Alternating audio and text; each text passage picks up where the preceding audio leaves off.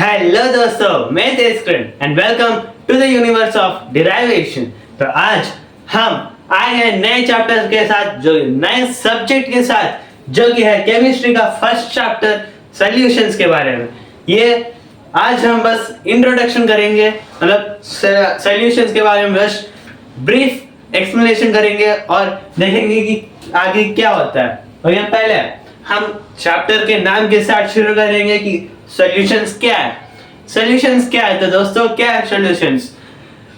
हम उसे ऐसे भी डिफाइन कर सकते हैं कि a homogeneous mixture of two और more components is called as solutions. अभी हमें होमोजेनियस मिक्सचर क्या है? होमोजेनियस मिक्सचर, द टू और more components in a pure substance, the mixture where the two or more components are mixed in a same quantity or equal amount। समझ गए? तो चल पहले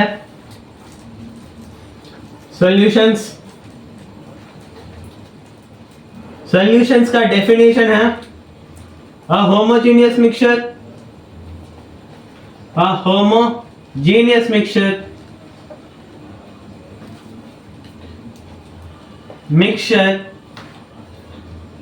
of two or more components, the homogeneous mixture of two or more components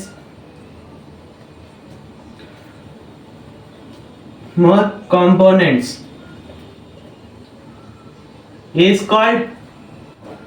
called solutions। तो देखो, homogeneous mixture बोले तो the mixture where two or more compounds are mixed in the same ratio। समझ गए? अब चलो, अब हम डिस्कस करते हैं कि सॉल्यूशंस कितने टाइप के होते हैं। सॉल्यूशंस एक्चुअली बहुत सारे टाइप के होते हैं, जैसे बाइनरी सॉल्यूशंस हो गया, टर्शियरी सॉल्यूशंस और बहुत सारे। बट हम अभी 12th स्टैंडर्ड में बस हम ये बाइनरी सॉल्यूशंस के बारे में पढ़ रहे हैं। तो चलो, बाइनरी सॉल्यूशंस क्या है? नाम से ही पता चलता है, binary solutions.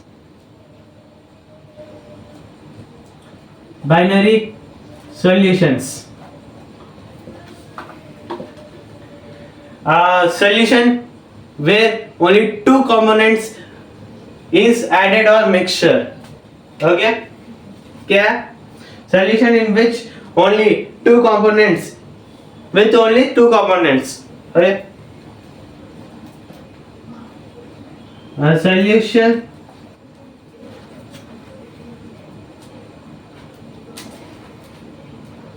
where only two components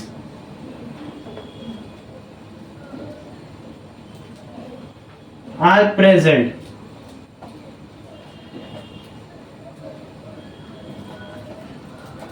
अब इसके एग्जाम्पल्स क्या है?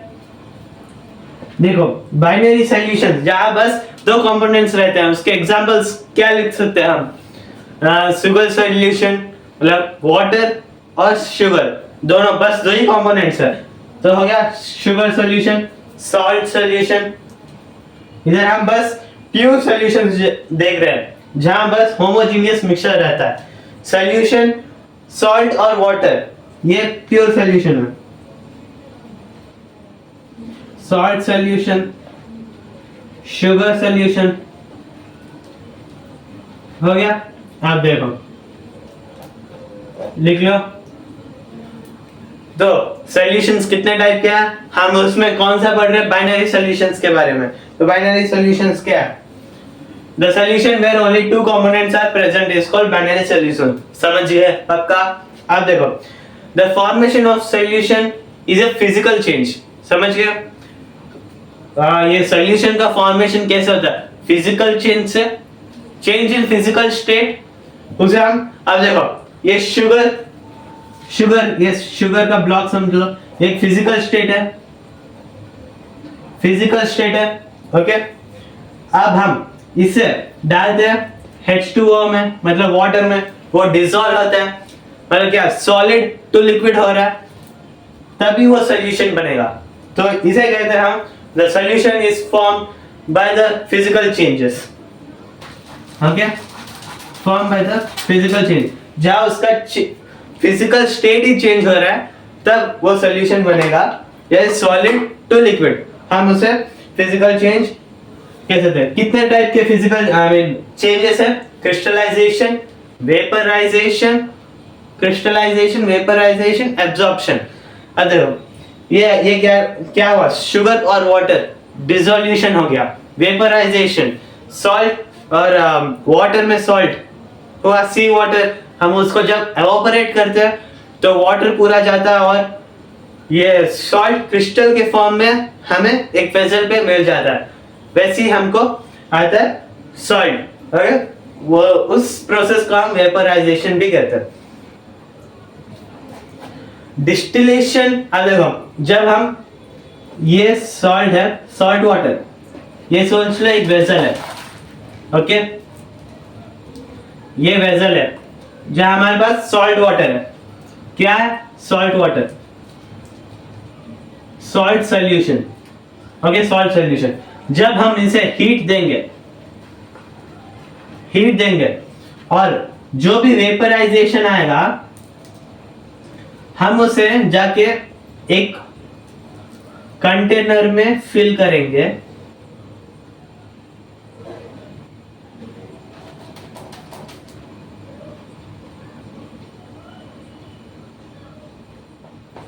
ये क्या होता है? डिस्टिलेशन। जब वाटर पूरा एवापोरेट होके इस कंटेनर में जाएगा, बस वाटर ही जाएगा, सॉल्ट इधर ही क्रिस्टल के फॉर्म में इधर ही रह जाएगा और इधर नो सॉल्ट रहता, बस ये डिस्टिल वाटर है, मतलब मिनरल्स कुछ नहीं रहता। यही हम बैटरीज, अभी जनरेटर, यूपीएस में यही डालते हैं, डिस्टिल वाटर, जहाँ कोई मिनरल्स या सॉल्ट नहीं होता। समझ गए?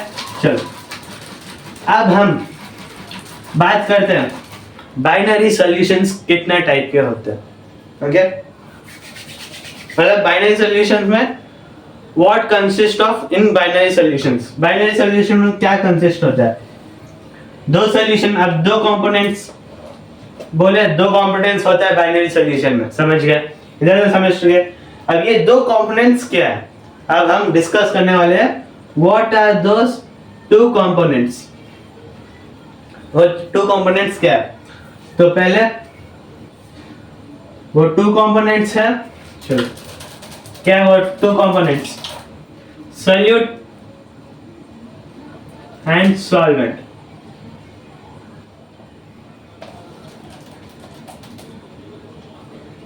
सॉल्वेंट। अब हम ये पहले हम 11th स्टैंडर्ड में थोड़ा सुन लिए थे, सॉल्यूट और सॉल्वेंट क्या है। क्या ओके? सॉल्यूट क्या है? नहीं तो हम पहले सॉल्वेंट के बारे में डिस्कस करेंगे। Okay, what is solvent? Solvent क्या है? Solvent, the compound which is present in the larger quantity is called solvent, and solute, the component which is present in the lower quantity. Okay, इसे हम solute बोलते हैं। अब अगर आपको confuse हो रहा है solvent क्या है, solute क्या है, अगर हम solute को solvent लिख दिए, solvent को solute लिख दिए, तो एक सिंपल सा टेक्निक बोलता हूँ, देखो समझ गए? अब देखो ये सॉल्वेंट है और ये सॉल्यूट है। इधर ही हमें पता चल रहा है, देखो सॉल्वेंट बड़ा है, ओके, बड़ा है, साइज में बड़ा है, ये छोटा है, तो सॉल्वेंट क्या हो जाएगा? बड़ा है। The compound which is present in larger quantity, उसे हम सॉल्वेंट बोलते हैं। साइज से हम तुक्का लगा सकते हैं, बस अब बाहर कर लो, ओके? ये छोटा है, सॉल्यूट छोटा है, तो क्या होगा? The component which is present in the lower quantity is called solute. Okay, हो गया? लिख लेते हैं solvent,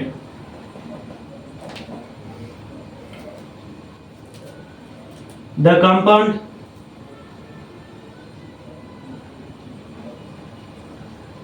present in the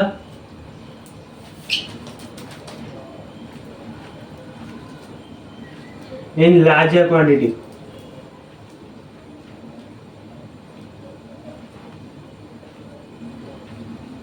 हुआ सॉल्यूट। सॉल्यूट क्या है? Same, the compound present in less quantity और लोअर क्वांटिटी। ओके, हम लेस क्वांटिटी ले लेते हैं या लोअर क्वांटिटी। लोअर क्वांटिटी, आप देखो समझ गए इतना तक। अब एक इंपॉर्टेंट, आप देखो, अब सॉल्यूशंस का मतलब समझ गए, the homogeneous mixture present of two और मोर कंपोनेंट्स, इसे हम कहते हैं सॉल्यूशन। ओके, बाइनरी सॉल्यूशन, जहाँ दो कंपोनेंट्स रहते हैं हम उसे बाइनरी सॉल्यूशन कहते हैं। वो दो कंपोनेंट्स क्या है? Solvent and solute. आप देखो इससे हम सॉल्यूशन का इक्वेशन कैसे निकाल सकते हैं। बस देखो सॉल्यूशन हमें मिल गया, देखो solution is equal to, solution is equal to, ये दो कंपोनेंट्स है सॉल्यूशन। अब देखो क्या होगा, solution is equal to solvent plus solute हुआ। अगर दो ये सॉल्वेंट प्लस सॉल्यूट जब मिक्स होंगे तभी तो हमें सॉल्यूशन मिलेगा। तो चलो अब हम, अगर क्वेश्चन में दिया होगा find the solution of the liquid, तो आपको सॉल्वेंट दिया होगा, सॉल्यूट दिया होगा, तो आप इधर सब्स्टिट्यूट करके आप सॉल्यूशन का ये मिल जाएगा। आप देखो अगर आपको फाइंड द सॉल्वेंट दिया है, फाइंड द सॉल्वेंट क्या दिया है, फाइंड सॉल्वेंट, अगर आपको फाइंड सॉल्वेंट दिया है तो ये सॉल्वेंट तब आपको सॉल्यूशन देगा, सॉल्यूट भी देगा क्वेश्चन में। ओके, तो अब क्या करोगे, ये सॉल्यूट को आप ये साइड लाओगे ना, क्या होगा,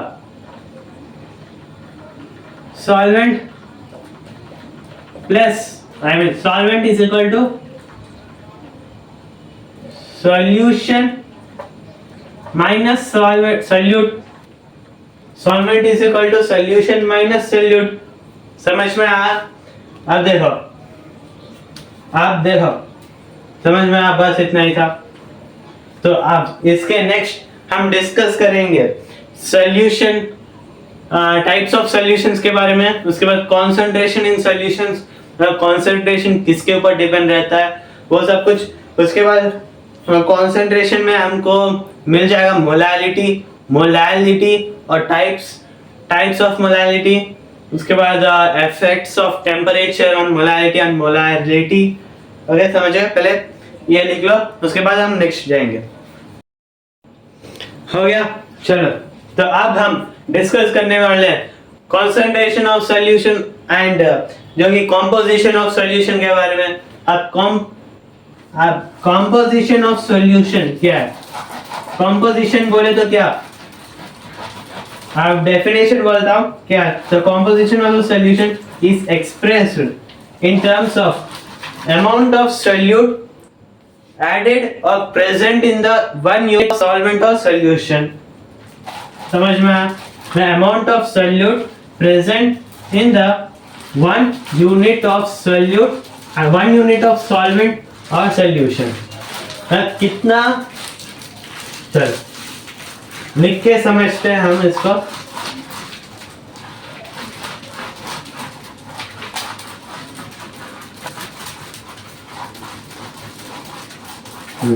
चलो, क्या कॉम्पोजिशन,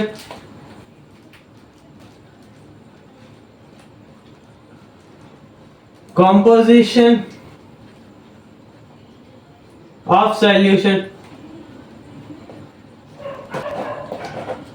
क्या है? The amount of solute present in 1 unit of solvent और solution। समझ में आया? देखो कॉम्पोजिशन और सॉल्यूशन किसके ऊपर डिपेंड है? सॉल्यूट के ऊपर। मतलब देखो कितना सॉल्यूट हमने ऐड किया है सॉल्वेंट पर या सॉल्यूशन में। हम ऐसे भी लिख सकते हैं देखो इसका next composition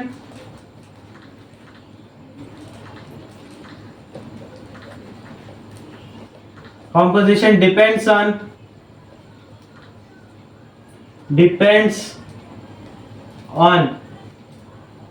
amount of solute,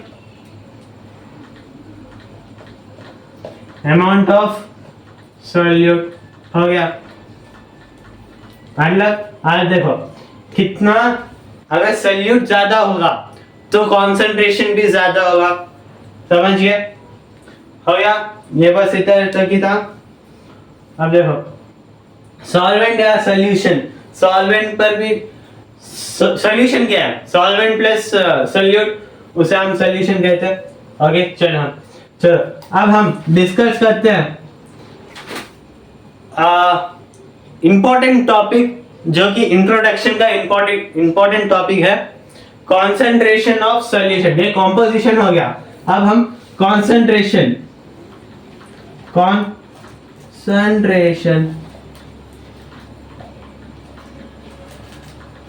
of solution,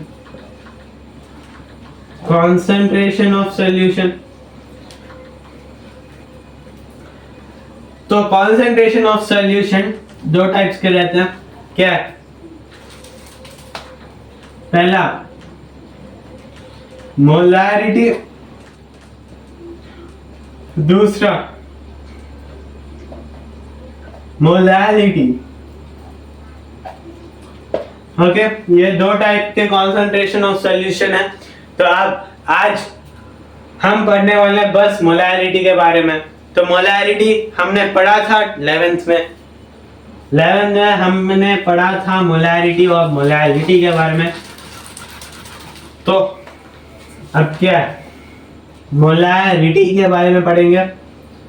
molarity क्या है? मोलैरिटी हमने पढ़ा था, क्या था वो? The number of moles of solute, the number of moles of solute present और added in the 1 liter of solvent is called molarity। क्या है? देखो,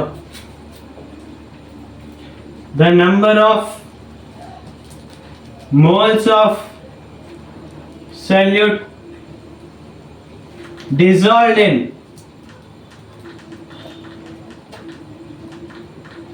1 liter और 1000 ml। 1 लीटर को हम ml में कैसे? 1000 ml, 1000 ml ऑफ सोल्यूशन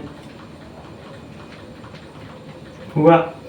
तो अब इससे हमें molarity is denoted by capital M। देखो कैपिटल M से हम मोलैरिटी को डिनोट करते हैं। तो जल्दी बोलो क्या? Molarity is equal to number of moles by volume in liters हुआ। मोलैरिटी क्या है? Number of moles by volume in litres. The number of moles of solute dissolved in 1 litre और 1000 ml ऑफ सॉल्यूशन। तो अभी देखो इधर interesting है। देखो नंबर ऑफ मोल्स क्या है? नंबर ऑफ मोल्स हम कैसे डिफाइन करते हैं? Number of moles is equal to क्या? फॉर्मूला क्या? Weight by molecular weight denote करते हैं। वेट बाय मतलब कंपाउंड का वेट क्या है और टोटल मॉलिक्यूलर का वेट हुआ। देखो वेट बाय मॉलिक्यूलर वेट। अब ये हम इधर लगाएंगे, क्या होगा? वॉल्यूम को कैसे V ले लेते हैं। आप इसे देखो इधर लिखते हैं। चलो क्या? Molarity is equal to number of moles क्या है? Weight by molecular weight, weight by molecular weight divided by क्या है? Volume in litres. Volume in litres. Okay, 1 litre भी ले सकते हैं या 1000 ml भी ले सकते हैं। आप देखो, अब ये इधर भेजो, क्या होगा, या इसे साइड में ले लो, is equal to weight by molecular weight into 1 by volume in litres. ये हुआ पहला इक्वेशन। अब समझ गए, molarity is equal to weight by molecular weight into 1 by volume in litres. Volume of solution का वॉल्यूम क्या है, इन लीटर्स में लिखेंगे। या नहीं भैया, हमें वॉल्यूम इन ml ही चाहिए, तो क्या लिखोगे, m is equal to weight by molecular weight into 1 by 1000 लिख सकते हो, 1 बाय 1000 हुआ। तो चलो ये लिख लो। अब हम अगला डिस्कस करने वाले हैं कि इफेक्ट ऑफ टेम्परेचर क्या है। ओके, ये लिख लो, अगला डिस्कस करेंगे इफेक्ट ऑफ टेम्परेचर। चलो अब हम डिस्कस करते हैं इफेक्ट ऑफ टेम्परेचर के बारे में।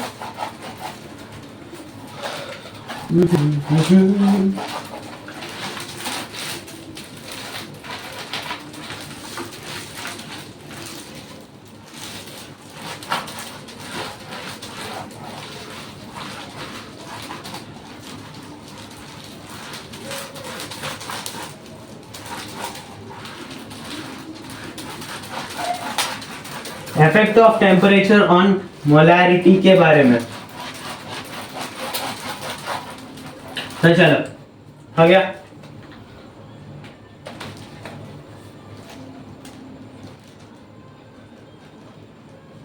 इफेक्ट ऑफ टेम्परेचर, तो इफेक्ट ऑफ टेम्परेचर और मोलैरिटी। तो मोलैरिटी का जो फॉर्मूला हमें पता है, मोलैरिटी का फॉर्मूला क्या है, m is equal to number of moles by volume. अब देखो, number of moles by volume, तो क्या है, टेम्परेचर इज इक्वल टू, या temperature is equal to volume ना, या हम ऐसे भी लिख सकते हैं, temperature is proportional, directly proportional to volume होगा। अगर इधर नंबर ऑफ मोल्स 1 होगा, इफ नंबर ऑफ मोल्स 1 होगा is equal to 1 by v, तो इधर क्या दिया, T is directly proportional to v, तो हम क्या लिख सकते हैं, m is equal to 1 by t, मतलब molarity is inversely proportional to the t, हम ऐसे भी लिख सकते हैं। तो चलो ये क्या, देखो पहले क्या, molarity depends on temperature, molarity depends on temperature, मतलब मोलैरिटी है ना टेम्परेचर के ऊपर डिपेंड करता है। अगर कैसे डिपेंड करता है, अगर molarity decreases with raise in temperature, अगर टेम्परेचर ज्यादा हुआ तो मोलैरिटी कम हो जाएगा। समझ में आया? वही अगला पॉइंट होगा, molarity decreases with raise in temperature, with increase in temperature भी लगा, increase in temperature। ये सिंबल क्या है, increase का है, देखो ये increase का सिंबल है, increase in temperature। अब हम तीसरा पॉइंट, इन सब से हम क्या लिख सकते हैं, मतलब molarity 1 by v where t is directly proportional to v, तो हम molarity is inversely proportional to the time। कैसे inversely proportional? If molarity decreases with rise in temperature, increase in temperature हम देखो। तो अब हो गया। तो अब हम डिस्कस करने वाले हैं डाइल्यूशन लॉ के बारे में। ये हो गया।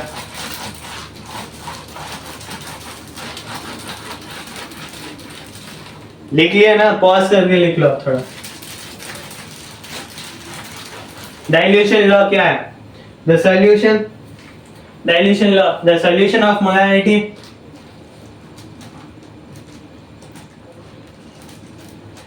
dilution law,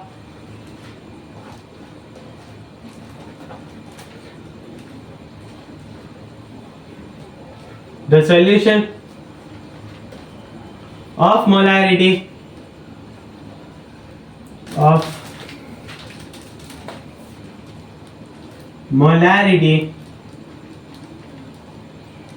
M1 and volume V1 diluted to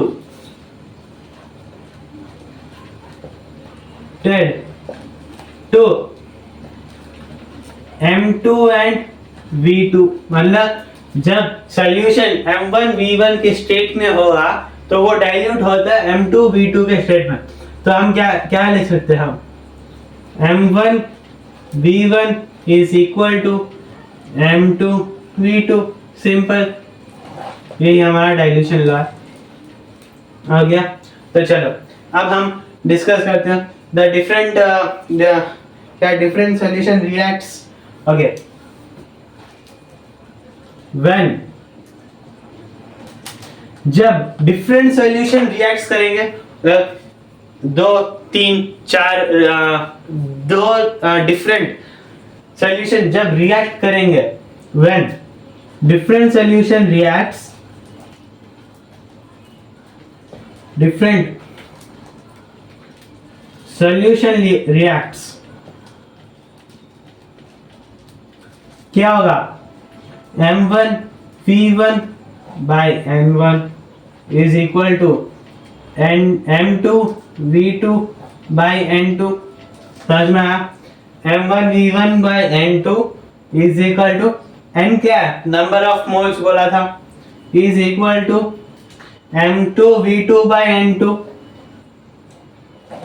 ये जब कब आएगा? जब डिफरेंट सॉल्यूशन रिएक्ट कर रहे होंगे तब ये फॉर्मूला आएगा। समझ गया? लिख लो। तो दूसरा होगा where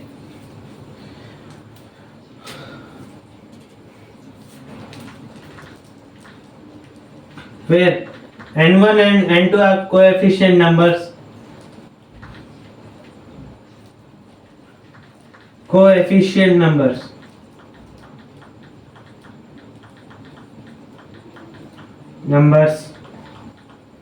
okay, where N1 and N2 are coefficient numbers। तो अब हम डिस्कस करेंगे किसके बारे में? मोलैरिटी ऑफ अ मिक्सचर के बारे में। ये छोटा सा टॉपिक है, जल्दी खत्म हो जाएगा। इधर ही लिख लो, चल इधर ही लिख लेता हूँ। तो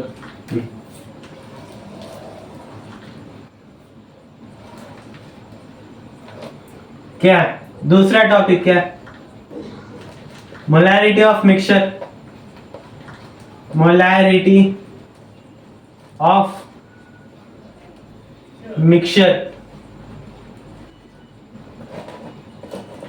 अब हमें मोलैरिटी का तो फॉर्मूला पता है MV, तो हम कैसे लिख सकते हैं?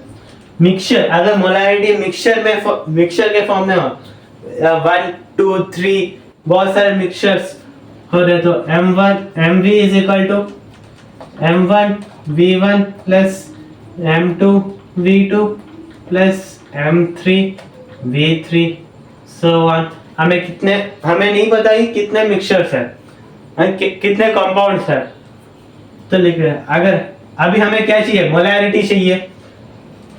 M इज इक्वल टू, ये V नीचे जाएगा, क्या होगा? M1 V1 plus M2 V2 plus M3 V3 so on divided by V1 plus V2 plus V3 so on। समझ गए? so on, बस। ओके, अब मोलैरिटी ऑफ अ सॉल्यूशन के बारे में ये मिक्सचर हो गया। मिक्सचर में हमारे पास बहुत सारे कंपाउंड्स हैं। अभी molarity of solution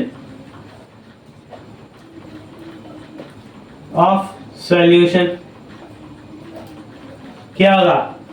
m is equal to m1v1 plus m2v2 bye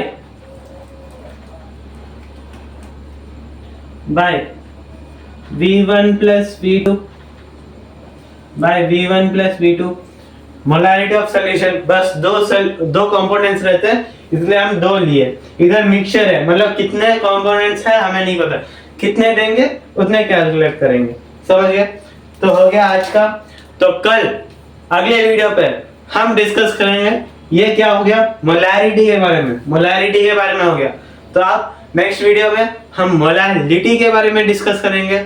उसके बाद इन दोनों के ऊपर थोड़े न्यूमेरिकल्स जो कि 2 या 3 मार्क्स के आ जाते हैं। तो आज के लिए बस इतना ही, मिलते हैं अगले वीडियो पर।